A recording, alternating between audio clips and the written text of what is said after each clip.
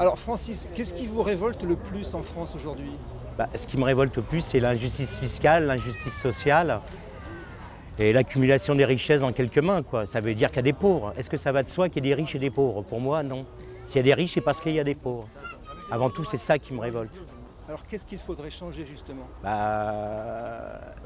Moi, ce qui me viendrait à l'esprit en premier, c'est l'expropriation des banques. C'est-à-dire que les banques soient nationalisées, que les banques, ça soit nous qui nous en occupions, parce qu'on a vu où ça nous a mené, où ça nous mène encore d'ailleurs, puisque la précarité, elle augmente de plus en plus. Et ça, c'est dingue, quoi. On est des gueux, voilà ce qu'on nous dit, on est des gueux, ferme ta gueule, et ça, il n'en est pas question. Il n'en est pas question. De toute façon, on est les plus nombreux, donc je vois pas pourquoi. Alors, depuis qu'Emmanuel Macron est au pouvoir, qu'est-ce qui vous a le plus révolté dans sa façon de faire en tant que président, dans son attitude, dans sa communication, dans sa politique?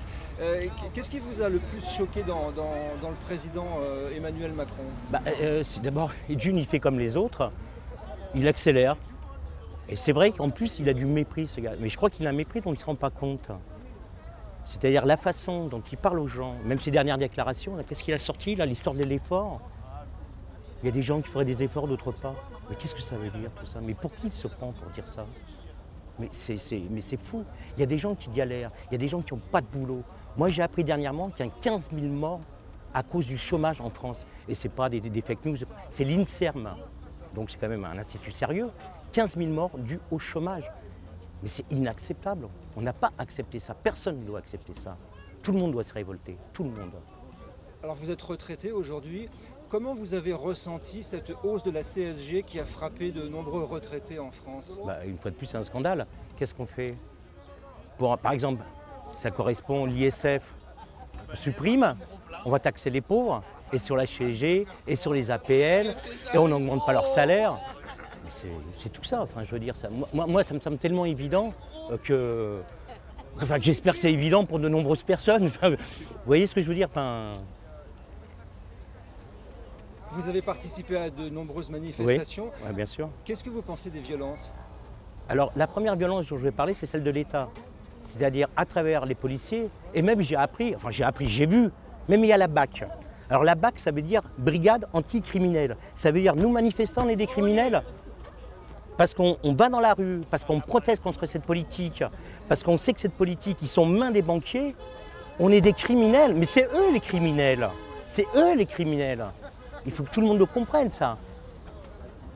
La violence des Gilets jaunes est légitime, selon vous? La violence des Gilets jaunes, pour moi, elle est très très souvent légitime. Très très souvent légitime. Là-dessus, et même la casse des Gilets jaunes, c'est pipi, sans sonner, c'est rien du tout par rapport à la violence de l'État. Lorsque je vous parlais des 15 000 morts, ça c'est pas violent. Les gens qui sont dans la rue, ça c'est pas violent.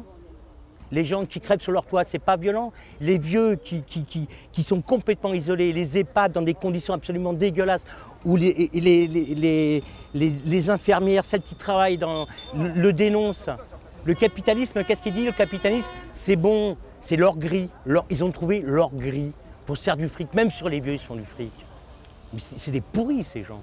Mais c'est dingue, c'est dingue. Alors Francis, vous avez des enfants, oui. Des petits-enfants. Oui. Quel avenir vous voyez pour eux?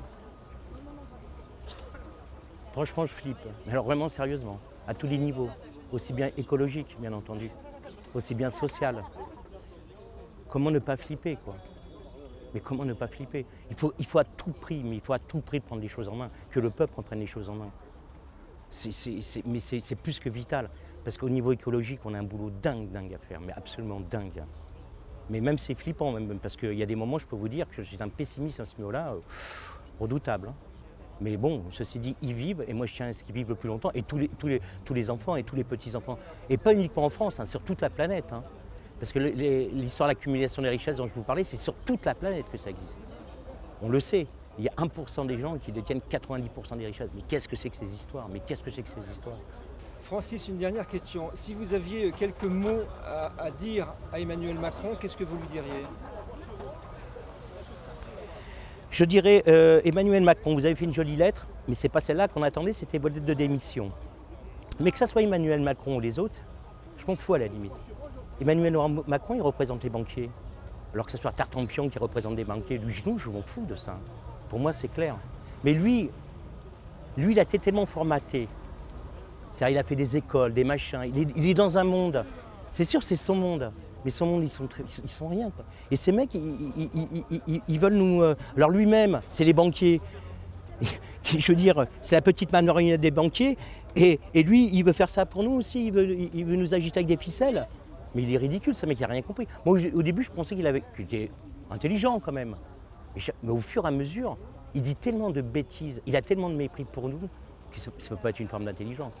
C'est une forme de connerie, mais exemplaire. Mais c'est vrai qu'il dégage.